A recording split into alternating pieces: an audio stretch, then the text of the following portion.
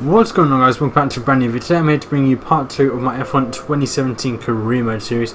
So at the moment you can see that we are going straight into practice with the track acclimatization test, and you can see so far we're doing alright. We've actually got only three greens at the moment. Hopefully we can carry on getting the rest purple like we have done so far, and we are doing pretty well at the moment. Of course, if you didn't see the last episode, then go and check it out. I'm going to spoil it now, so you've had your chance. And if you remember that we actually won the Australian Grand Prix. Perfect way to keep our career mode, as we get 50 resource points in the track acclimatization test. So perfect way to start off our career mode, and it was actually a Ferrari 1-2 as well, with Kimi Räikkönen in the second. So we are currently 1-2 in the Drivers' Championship, and we are leading the Constructors. I think it is over Red Bull in second, might be Force India in third. I'm not entirely sure, but either way, we're leading the Constructors' Championship and we're 1-2 in the Drivers' Championship. Anyway, focusing on this episode, now we are going to the tyre wear test, and we actually do get purple, and that's so I was very happy about that. Low tyre wear, another 50 resource points. And just point out, I did try the fuel saving test, but I genuinely just can't do it. I've tried so many times, I just can't do it. I tried Australia a few times, couldn't do it. Tried here in China a few times, I still couldn't do it. So I'm going to have to just keep trying it and see if I finally find a way to do it. And on the side note as well, my power unit and gearbox were pretty worn after the first race, which wasn't really a good thing, but I think I've rectified it after asking a few people, after asking a couple of people how worn their engine was after the first race, and I got some tips from somebody as well. I've applied them and I think they have helped. But now look at resource points. From practice 1 we get an extra 145, which takes the total up to 997. And another thing as well, the real test of what the tips I've got given and I'm now using, if they are helping, then then I will really see the effects from Bahrain properly, because of course my first engine is still pretty worn. I think I'm going to put a new engine in for Bahrain. I'll be a little bit after this. But now we're going to look at the R&D tree, and we're going to do durability, and I wasn't entirely sure, and because I think, as I said last time, I think durability is a really important part, and I decided to upgrade durability on the ICE, the internal combustion engine, because I still think that is the main thing we need. And I recommend, now going on to practice 2, I said the qualifying test and the race strategy test for practice 2, because that's when it will most likely be like that. And we complete the objective, getting 50 resource points, which means we should be on pole position. And you can see it took actually all 5 laps this time to complete the race strategy test, but we did actually complete the race strategy test and have optimal pace, so that should be pretty good. And those are all the tests we actually completed. We didn't get the final test, as you can see, but now let's have a look at the resource points that we got at the end of FP2. You can see we get an extra 130 resource points to take our total up to 627. That is enough to actually upgrade something else, but I don't think we really need to upgrade anything else at the moment. And now let's go on to the race. So, qualifying results. Looking at the Q1 results, you can see that we actually did get through. It started off in the intermediates, then went to dries. And now this is interesting. At Q2 we had a fault. You can see in the bottom left hand corner it says fault cooling system, and it's got a repair time next to it. So obviously we've never had to manage anything in our car before, so we've never actually had this, and I didn't know what it was. I was thinking, okay, probably that sounds like it might be the MGUH. So I decided to then go onto the tablet and look at my power unit and my gearbox, because I thought it might have been one of them. Gearbox was completely fine, and it was only the ICE that wasn't really working that well. So I was thinking, okay, it can't be the MGUH because that is still green. So I don't exactly know what it was to this day. Might have been something in the ICE that was causing it to go up. I'm not entirely sure. But in the end, we just decided to skip through the repair time, do a lap time, and at the end of qualifying 2, we ended up in spot the place. So I don't know whether that fault that we fixed was due to us, made us finish lower down. I'm not entirely sure. But you also see my teammate Kimi Räikkönen didn't set a lap time. I don't know why he didn't set a lap time. whether he had a problem with his car like I did, I honestly don't have a clue. But he didn't even get a warning for invalidated lap time or anything, so he didn't actually go to the track. So he's starting 15th and I'm starting in 12th place. So really what it is for us in the race tomorrow is it is going to be just damage limitation, because we can't really do much else. Looking at the resource points at the end of qualifying, we get 42 tech, I'll total up to 689, which again I don't really look at anything else to upgrade. I don't think. Look at the rivalry, we are now still beating Team American by anywhere 1 point, so it's still very close. And now the team, we're not performing out, we're still performing okay, but all the teams, our reputation for all the teams down at the bottom has gone down. And now going on to the race, look at the race strategy, super softs and mediums, what the team suggest. That's a projector, so we personalise it and that goes to softs and then mediums. I'm going to stick with what the team say, which is super soft, then go to mediums. And skipping now onto the race start, of course I don't do formation that because I really can't be asked. But now we're up to 5 red lights, and the lights are finally out there on for an age, and we finally get underway. And we actually get a very good start, challenging Sergio Perez straight away. And now he's coming back at us, coming up into the first corner. We just can take it very, very easy and try and make our way up the order. And we get up into 9th place, but then Grosjean, I think it is, yes, Grosjean and Perez actually both get past us and relegate us down to 11th place. Perez now moves up, gets past Grosjean, and now it looks like we can try and go down the inside, but no, on the outside. But now you decided to dive up the inside of Romain Grosjean, going around turn 3, and he actually gets us, and he actually has better traction, because he was on the outside, which means he can get on the power early, which actually meant he got past us. And now we're just going to try and keep challenging him. We might be able to make a move up to here, and we do try it. He's given us the room, luckily he saw us, and we're still going side by side, and he's now actually going to edge out a bit, which is quite surprising because he has got the same power unit as us in the back of that car. And we now dive out the inside, and we managed to actually squeeze him out there and get the pass done. So now at the end of lap 1 we've moved up from 12th to 10th, which is good so far, and Sergio Perez is now in 9th place. And now it's going to be a test, because Perez has the Mercedes power unit and Kvyat has the Renault power unit, while we have the Ferrari power unit. Obviously we're in the works Ferrari team, and it looks like Mercedes is a bit better, but we're better than the Renault. Actually, saying that, on the powertrain we are only behind the Mercedes power team, so we would need to upgrade that at some point. But comes to the end of lap 1 now, it looks like Hamilton sets past that, but it looks like Perez might be able to try and might be trying to overtake the car ahead, which I believe is Nico Hulkenberg. He does. He's pulled out to try and overtake Nico Hulkenberg into the first corner, and it looks like he's fighting with his former teammate. It looks like he's actually going to get it, and Hulkenberg is still there fighting. Perez is on the outside, which means he should get better grip to power himself past the Renault. And it looks like Perez has got it now up into turn 3. Yes, he has. And now it's our turn to see if we can carry on and try and overtake Nico Hulkenberg as well. And as we now cut onto the end of that 2, come onto the back straight, you can see we're very close to Nico Hulkenberg. We pull out to the right hand side, and now it's a drag race coming down, and we actually breeze past him. Of course, he has the Renault power unit, and we have the Ferrari power unit, and we no DRS yet, remember, as Sergio Perez is now actually still battling with Stroll. We tried to get in it, but we can't do that just yet, as now we are coming, as now Hamilton as fast as Bottas does, and coming around the final corner. Maybe we can try and challenge Stroll in the first corner. Maybe we can try and get him on the inside, if we can get to the inside far enough.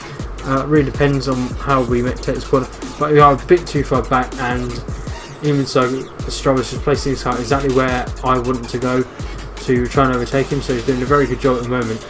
And now we are coming up to turn 3, on lap 3 actually, so up into 9th, so we're up from 12th we're into the points. But I still think we can perform better than this at the moment. We are clearly faster than Stroll at the moment, and probably maybe a bit faster than Perez as well. But now we're coming through a sweeping left-hander. You can see we actually gain a lot on Stroll, and actually go for quite an unorthodox move, which is around the outside, which turns to the inside for this.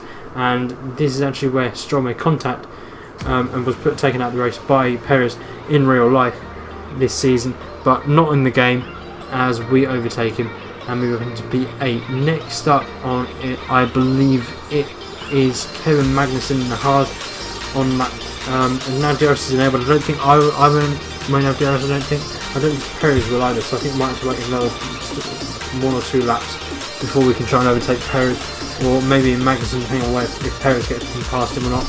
And now we're to lap 5. A couple of laps later, Perez has cleared Ken Magnussen, and now it's our turn to try and clear Ken Magnussen.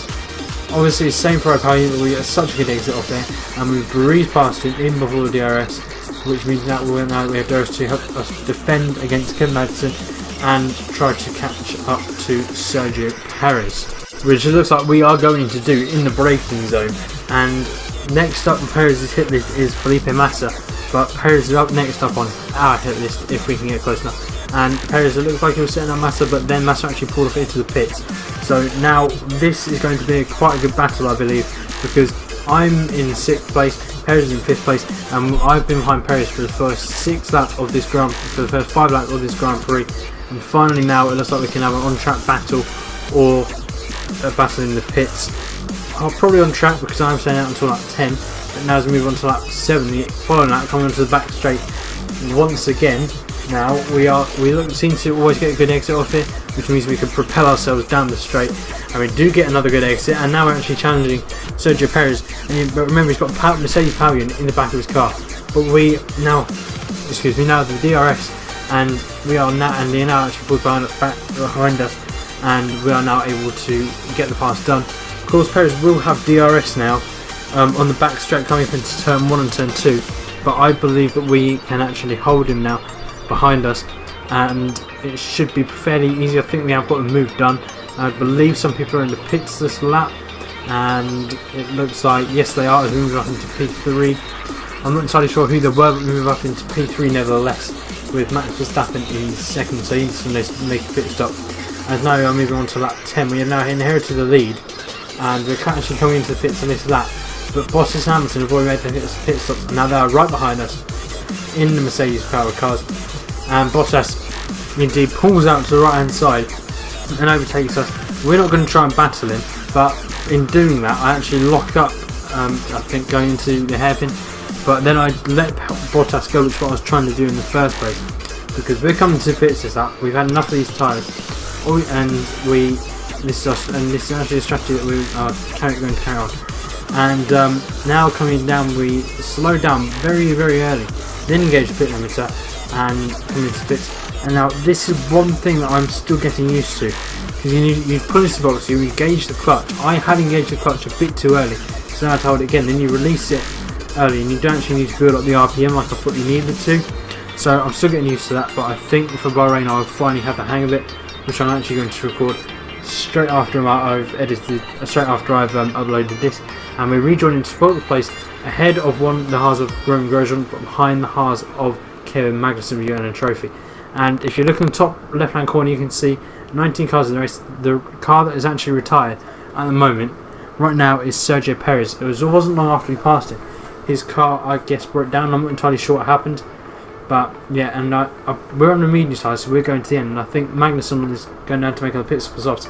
But now coming down the back straight once again, we have the DRS. We block up both our tyres, make slight contact, which isn't too bad, but we got able to get past Magnussen there. So now we're going to have to try and do what we tried to do to Stroll, which is try and get up the inside of the first corner, or try and get him here with the DRS. I think it's a bit too far ahead for us to get him with the DRS, but now we're going to try and do what we did to Stroll, which is go up the inside if we can get far enough up the inside. And we can this time. We can Magnussen, we move it into 11th. No, we might move it to 8th place, sorry, as people are now coming out of the pits. And next up on our hit list is Felipe Massa. It seems like he's quite a bit ahead, maybe 3-4 seconds, no 5 seconds. So now on lap 12, we are now coming around the final corner, and I believe there are 2 cars in the pits, which should move us up into 6th place, and it does in fact move us up to 6th place. And we now see yellow flags, green flags and yellow flags, then back to green now, and then back to yellow straight away. So so at this point I'm confused what is going on. Then I see the green flag, and I was really confused with what was going on. You see 18 runners. Roman Grosjean is now out of the race, and because of that, no, maybe not. No, maybe this is the wrong clip. Maybe I'm thinking of something else happened in the race. But lap 13, now we're now we're just driving around, minding our own business. And then we get a notification on our screen saying that Fernando Alonso... No, ignore me. I'm completely confused with what's going on right now. Now we are coming around the screen. Now we get a notification on the screen as we're just minding our own business. Fernando Alonso out of the race, and actually get and DRS disabled. Then we find out actually the virtual safety car has been released, so we need to slow down to get to the required delta. Because I watched Cal HD1's videos and Arrows and Ben's, all those people, I know what happens on the virtual safety car. You need to keep the green delta all the way through. So right now I'm not entirely sure what is happening, but well, now I am. But we're setting the green delta, and then I see the safety car is now that the safety car is ending, and we are able to go down the straight with now to return to race speed. I completely messed up the commentary there, but I don't care. And right now we are just going to try, and actually I found out after the virtual safety car, we lost 3 seconds to Felipe Massa. We were 5 seconds behind, and now we're 8 seconds behind. So I'm unsure what happened in the virtual safety car, because it should neutralise the race. We will have to stick to a required delta, which means that we should, in theory, the gap should stay stable. And I checked my power unit, and it's not looking too good at the moment, but not everything is too bad. Of course, we're going to the end. We have 12 laps left. As now move on to lap 18. You can see we're in third now. We moved up to third after pit stops have sort of sorted themselves out. And now we have Daniel Ricciardo, the smiling assassin, behind us. And we're checking on see what it's later. But Ricciardo obviously is on fresher, faster tyres than us. Not in a faster car, but the Red Bulls have just been performing very well here this weekend. Much better than Ferrari have, obviously, because Raikkonen wasn't performing too well either. And Ricciardo gets past us. But we do have the DRS into the first second or so. The fight isn't over yet. We can still try and keep going, keep trying to get over to overtake him. And it was actually at the final corner that I thought, right, actually no. And here we're still quite close, and we do in fact slide up the inside. But Ricciardo then gets around the outside, and then coming through here, I was thinking that's it. Ricciardo's gone. That is Ricciardo just gone from our grips. We are now down to 4th place. I wasn't too disheartened because you know, I mean, we're doing damage because we started in 5th and 12th. Damage limitation, which is why we're going for a 1-stop strategy compared to some other drivers. We'll go for a 2-stop, so I'm not too disheartened by that. And then going on to lap 20. 2 laps later, Verstappen goes off our inside in the hairpin and gets past Dunlop. We are closer to him than we were to Ricciardo. And coming around the final corner, we are going to have the DRS trying to overtake Max Verstappen in the Red Bull racing car, and we pull out to the right hand side and coming up to the first corner. We're going to try who's going to be the last late race. Looks like it's going to be Verstappen, but he runs really wide. We're still on the inside. We actually get past him, and then he comes back at us, and we give him the room on the inside, and he has better traction, better grip on those tyres at the moment. And we are now just we go to the left, and we fake to the left, then go to right, and got the inside of Max Verstappen, and move up into 4th place on lap 21. And now moving on to lap 27, the penultimate lap, again on the back straight. This has had a lot of action today, with a lot of racing action. This is the best place to make an overtaking manoeuvre, and Magnus is trying to make Verstappen is trying to make an overtaking manoeuvre at the moment, but we outbrake him actually in the hairpin, but he actually still gets the better exit, surprisingly, and moves up into 4th place. But we are not going to 4th place up without a fight. We weren't able to challenge Ricciardo, but we are able to challenge Verstappen, and for some reason I want to say Magnussen. But we've now got the DRS open on the straight, and it's a final lap, so we need to make the move on this lap, and we aren't able to make the move right now at the moment. And now we somehow find a way up the inside, start to lose it, but we catch it, and we give Max Verstappen the space, and he's trying to squeeze us. But we're having none of it. Trying to squeeze even more, and as for now we are up the inside for turn 3. and we in fact get the pass done on Max Verstappen up into P4.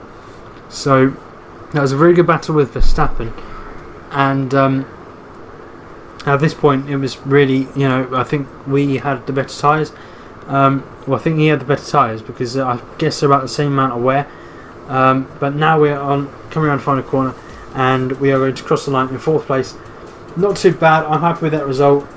Just side note, actually, this is still 95 Legend AI. I'm thinking of changing it to Ultimate for the next race, but I'm not entirely sure. I'll see how the next race goes and then decide. But 4th place, not too bad. I'm not so disheartened about that because it was damage limitation. And right now you see the top 3. Valtteri Bottas won the race. Lewis Hamilton second. Daniel Ricciardo rounding out the top 3. And now actually looking at the race, as I said, Bottas won the race. Lewis Hamilton make it, and Mercedes won 2. With Daniel Ricciardo rounding out the podium. I finished in 4th ahead of the second Red Bull Max Verstappen, and the Williams of Felipe Massa finished in 6th. My teammate Kimi Raikkonen finished in 7th. Again, not too bad. Of course, it is damage limitation for us this weekend. Kevin Magnussen is in 8th place, and Jolyon Palmer again scores 2 points to add to his tally of 10 points that he got in Australia. Yes, he has scored points in every single race this season so far. Of course, only 2 races. And Carlos Sainz rounding out the top 10. Nico Hülkenberg just missed out on the points, but as we're going to go further all the way down to the bottom, you can see that the drivers that were able to finish were Sergio Perez, Romain Grosjean and Fernando Alonso. I'm not entirely sure what happened, but I'm guessing Alonso had an engine failure or something to do with his power unit because of course he is in a McLaren. And looking at the Drivers' Championship, Bottas and myself are now tied on points. After I won the first race, we got 4th here, he got 4th in the first race and 1 here. So that's like that. That's why we're tied on points. And Kimi Raikkonen is now in 3rd place. And Daniel Ricciardo is in 4th with Lewis Hamilton in 5th. After getting his 2nd place, Sergio Perez in 6th, followed by Max Verstappen and Jolyon Palmer. Felipe Massa in 9th, and rounding out the top 10 is the Haas of Kevin Magnussen.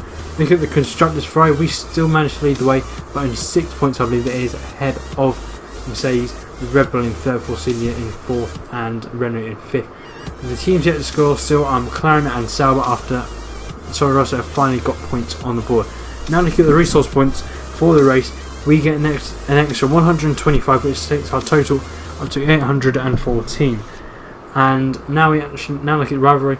We are now beating Raikkonen by 3 points, 11 out of 30 compared to 8 out of 30, which isn't too bad. However, performing the team there, I've been very, very happy with us, and we actually improved our reputation with every team apart from Red Bull and Mercedes. So I don't know why we haven't improved it with them. That's how it goes. Career score, skip 3 out. We don't need to know that. And now we're going to have a look at the R&D tree, and I believe that we have enough resource points to upgrade something else, but I don't know what that is going to in fact to actually be. Recommended upgrade as per usual is powertrain, but I'm just going to leave that. Durability, just checking the chassis and aerodynamics, and it turns out we are still the top on those, so still going to leave them for a little while. And now we're going to go on to durability. As I've already said, durability I think is essential for the engine and the gearbox. That's what we're really focusing on at the moment. Going for something else, and I actually thought, right, okay, I'll have a look at my power unit and my gearbox, see which is most worn, and see which I can sort of rectify for the next one. The ICE, internal combustion engine, is okay. Is yellow. That's the most worn, but that's getting a durability upgrade. And then I decide the MGU-H, okay, that's quite worn. That's the second most worn component, so I will get a durability upgrade on that. But I'm thinking of just using them for practice in Bahrain and Russia, and then using them as practice components from then on, and using a fresh engine for Bahrain and Russia, then maybe changing it back for Monaco, or no, between now and it is changing it back from Monaco and maybe Spain, because Russia and Bahrain I sort of see them as power tracks, which means but the durability upgrades are coming next race. Hopefully it won't fail. I haven't had a failed upgrade yet. I'm hoping I won't. But yeah, that's basically it for this video, guys. So if you did enjoy it, please hit a big like, comment down below what you thought, subscribe if you're new for weekly at the moment daily F1 content. You can follow me on Twitter at ShadowSlasher82. As always, there is a link to that down in the description, and all the music used in the video is also down in the description. And that's it from me. But that's it from me, and I will see you next time.